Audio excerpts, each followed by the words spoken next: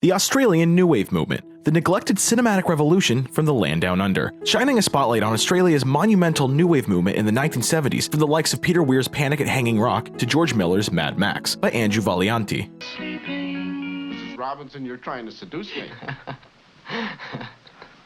Aren't you? In the wake of the Second World War and the spectacular implosion of the American studio system, global cinema lay at a grand crossroads. The path ahead lay unmarked and the rules and regulations largely unwritten. With this age of uncertainty, many young minds saw the potential for an unprecedented freedom, as well as the ability to challenge the overworn and reductive tropes the medium had amassed. A swell of unique and anomalous voices from around the world combined into what would come to be called the New Wave movement. This seismic reshuffling was defined by its heavy iconoclastic bend and desire to subvert and recontextualize the cinematic norms and limitations that defined each country's prior film history. Beginning in France in the mid-1950s and originating from the discovery of Italian neorealism and American film noir after the war, the early days of the movement were defined by the likes of Jean-Luc Godard, Francois Truffaut, and Agnes Varda. The United States saw the arrival of the movement in the late 1960s with the lauded release of Bonnie and Clyde, 1967.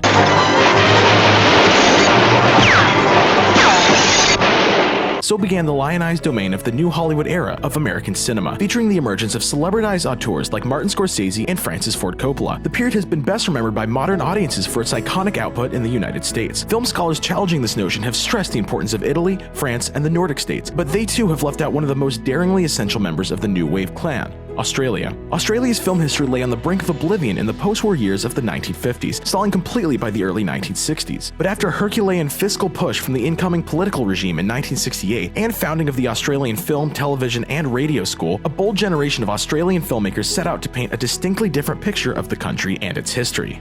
The inception of the era: Walkabout and Wake in Fright.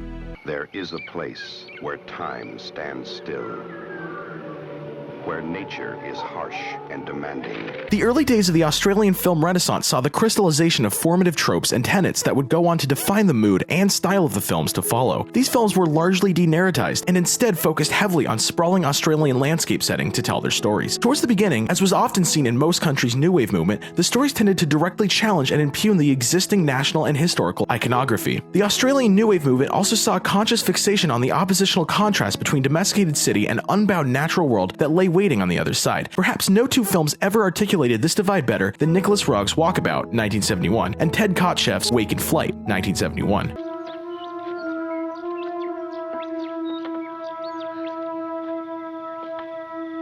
After his debut feature performance, 1970, British director Nicholas Roeg turned his attention to the untapped cinematic potential of the Australian outback and began to construct a loose adaptation of James Vance Marshall's 1959 novel Walkabout. Roeg's film still centered on two children lost in the wild, except they were abandoned by their maniacal father rather than by a plane crash. The two children, Jenny Agutter's girl and the director's son Louis Roeg as boy, are then forced to make their way through the unrelenting wilderness, only saved by the meeting of David Gubbel's Aboriginal boy. As tradition in the Aboriginal culture, 16-year-old boys are sent into the wild to survive off the land for months to become a man in the practice called a walkabout. Gupilil's character is on a walkabout of his own when he meets Agutter and Roeg, taking them along with him and forming a bond transcending language, creed, or culture. The shoot was characterized by frequent improvisation and happenstance, with Roeg often shooting whatever natural formation the crew came across. While far from a success upon its release, Walkabout has endured a stirring and surprisingly gentle portrait of nature's insane beauty and the harrowing transformation of adolescence into adulthood.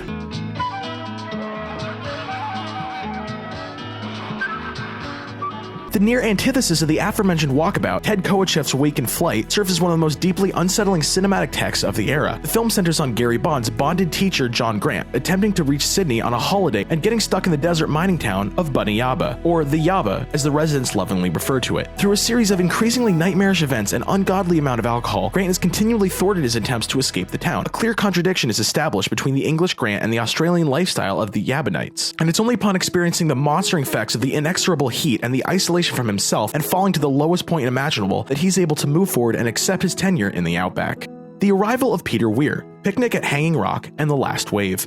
Babaloo, boomerang, crocodile, kookaburra, wombat, orangutan, wee-ho, way-ho! Likely no emergent Australian director became a bigger Hollywood player than Peter Weir. After his critically acclaimed tenure in the Aussie New Wave, the director came to the United States and directed iconic award-winning films such as Dead Poets Society, starring Robin Williams, and The Truman Show, starring Jim Carrey. Weir's first film was the low-budget cult classic The Cars That Ate Paris, but it was his sophomore venture that truly separated him from the pack. In 1975, Weir released the internationally renowned Picnic at Hanging Rock, adapted from Joan Lindsay's 1967 novel of the same name. The story centered around the supposedly true disappearance of 3 young schoolgirls and their teacher while on a day trip to the ethereal Hanging Rock in the year 1900, as well as the reverberating effects it had on all those around them. The film is coated with an intangible air of surreal dread that does not depart until the credits begin to roll, drawing audiences deeper and deeper into the mysterious symbology of the disappearance, the feminine repression of the era, and Hanging Rock itself. Many often connect the film with the later Gothic mysteries with the likes of David Lynch and noted fan Sofia Coppola. Weir's second feature was a success on all fronts, mystifying audiences for decades and drawing countless new eyes to the filmic exports of the land down under.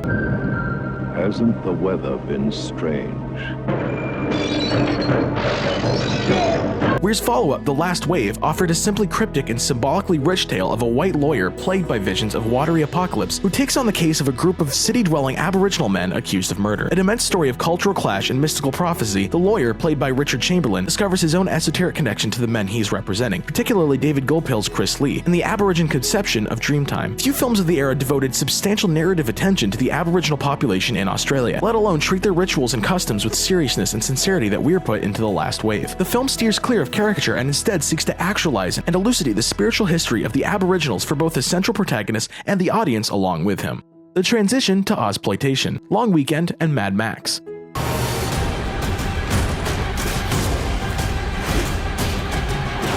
Up until the late 1970s, many of the films produced in the Australian New Wave existed largely outside the typical film genre format. It was often common for the films of the era to be many generic pieces folded into one, more opportunistic rather than strictly bound. This pattern was disrupted by the development of Ozploitation, a pun on the genre-bent exploitation films that became frequent in 1980s Australian cinema. Quentin Tarantino, who is a massive fan of the movement, first coined the term in a 2008 documentary, referring to it as the age of Aussieploitation. Raunchy comedies, biker films, and horror movies made up the brunt of the output, and they lent themselves perfectly to the financial limitations that most national filmmakers at the time were considered within. Powerful, deadly, invisible.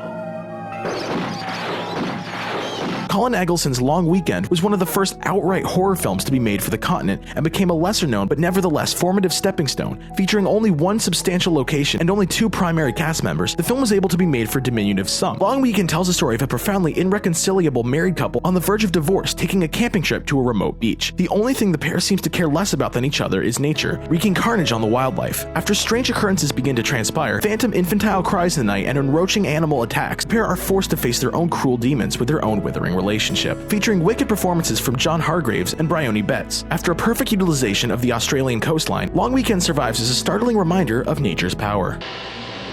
Because when Max gets mad, he gets even.